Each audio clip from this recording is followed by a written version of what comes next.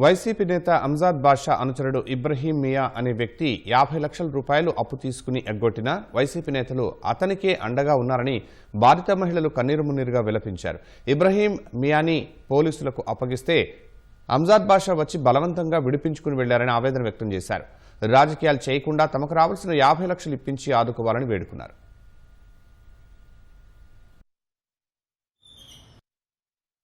మా నాన్న మియా అనే వ్యక్తికి డబ్బులు ఇచ్చినాడు. దాదాపు 49 లక్షలు 50 లక్షలు దాకా ఇచ్చినాడు.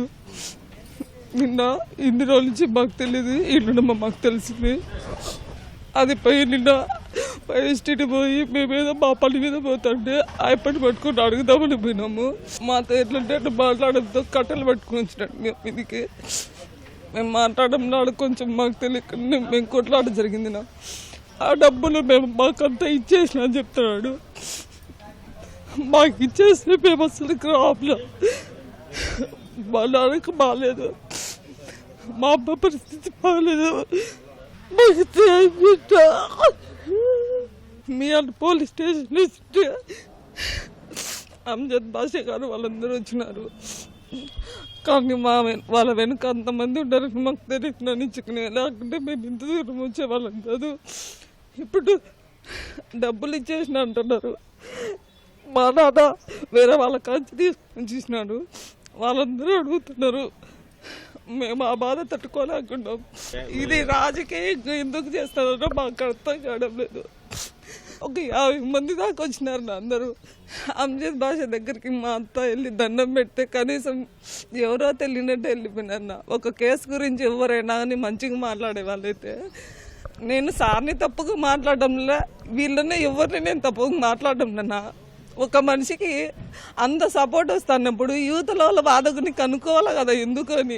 వ్యాపారం చేసుకుంటాను సార్, నాకు తెలియకుండానే అంత తప్పిప్పించినారు సార్. నాకు అసలు ఇప్పటి వరకు కూడా ఇంత అమౌంట్ అనేది కూడా నాకు తెలిసింటే ఏదో ఒక రూపంలో మా ఎప్పటిని సతాయించుకొని రాబట్టించుకుంది అంత కూడా నాకు ఇప్పుడు ఇంతవరకు ఇంతవరకు సుబ్బారెడ్డి సార్ ఇప్పించాలి అని చెప్పి నానబెట్టేసి ఈ పొద్దు మీరు నేనేం చేయాలో వాడు ఇన్ లేదంటే మేము ఈ పద్ధతికి సార్లకు వచ్చినాం సార్. ఏదో మా కొద్దీ మేము బట్టల కోసం పోతే ఆ బట్టల కాడ నుంచి వాడిని చూసి అడిగితే అన్ని మాటలు మాట్లాడాలి. నా ఆడబిడ్డలు ఆడు తట్టుకుంటారు సార్, మీరే చెప్పండి. అతని నమ్మించి 10 లక్షలు 20 లక్షలు నీ వాళ్ళ కాడ నిన్ను అడిగి ఎవరికాడైనా తయారెడ్డి మనం బతుకుదాం, మనం వ్యాపారం చేసుకుందాము, లక్షలు అట్ట ఇట్ట చేసి 50 లక్షలు లెక్క చేసినాక నా కాడ లేదు, నాకు ఏమి లేదు, నేను ఎత్తేచ్చాను చెయ్యి అనేసి మా అన్న కష్టపడి అటో ఇటో కొంచెం అందరూ అయిన వాళ్ళ దగ్గరే తెచ్చుకున్నాడు సార్.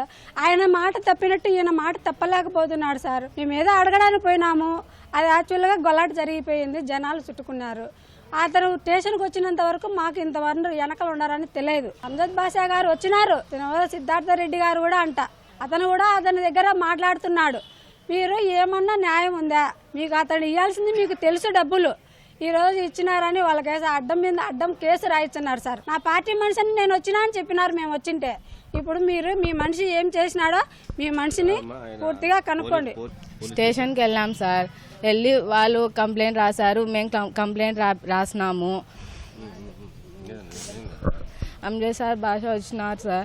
మియా దగ్గరికి వాళ్ళు లోపల ఏం మాట్లాడుకున్నారో తెలియదు సార్. ఆయన అయితే విడిపించుకొని పోయినారు. నేను మా అత్త సార్ అక్కడ ఉన్నారని, ఆయన ఎమ్మెల్యే డిప్యూటీ సీఎంగా ఉన్నారు, వెళ్ళి నమస్కారం సార్ అని కూడా పెట్టినాం సార్. ఆయన అన్నట్టు ఏం కదని ఎవరిని ఏం పరామర్శించకుండా వెళ్ళిపోయినారు సార్.